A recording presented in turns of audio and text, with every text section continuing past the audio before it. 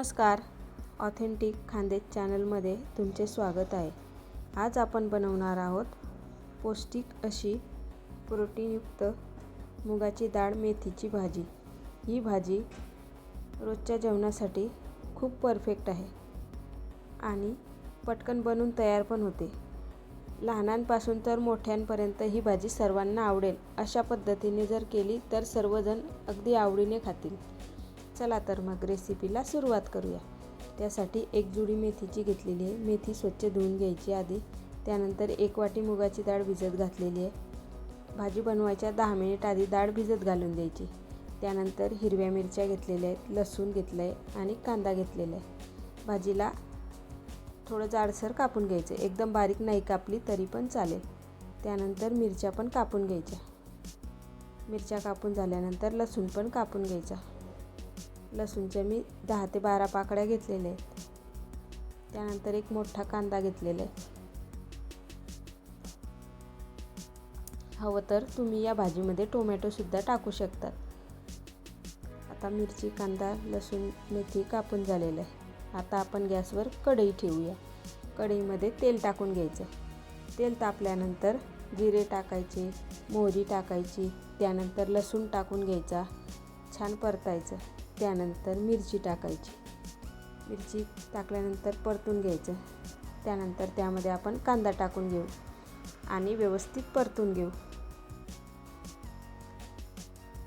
छान परतल्यानंतर बघा आता कांद्याचा रंग बदलला आहे. आता आपण त्यामध्ये चवीप्रमाणे मीठ टाकायचं. मीठ टाकल्यानंतर हळद टाकायची, धने पावडर टाकायचं, गरम मसाला टाकायचा. हवं तर तुम्ही थोडं लाल तिखटसुद्धा टाकू शकतात. मी मिरची थोडी जास्तीची घेतलेली त्यामुळे लाल तिखट टाकणार नाही. त्यानंतर थोडंसं पाणी टाकायचं म्हणजे कांदा लवकर शिजतो आपला. आता बघा पाणी आटून झालेलं आहे. आता आपण त्यामध्ये मेथी टाकून घेऊ. मेथीला 1 मिनिट छान परतून घ्यायचं.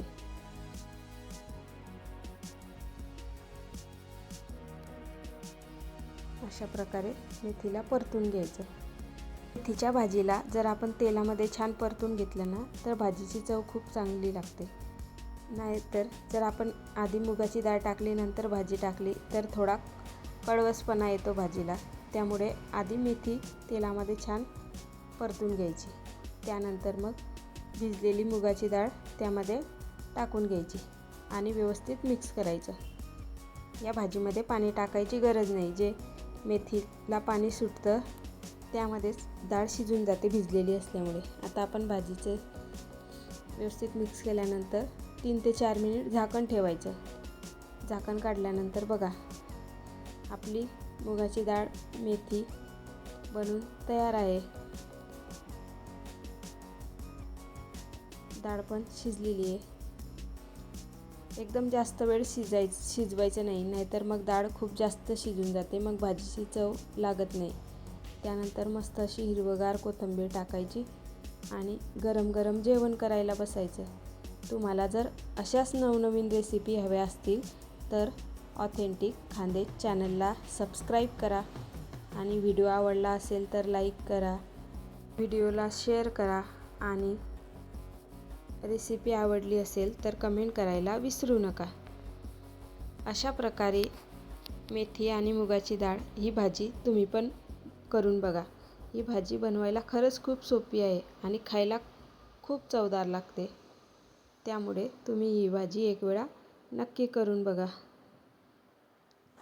आणि या चॅनलवरील अशाच नवनवीन रेसिपीचा आनंद घेत राहा.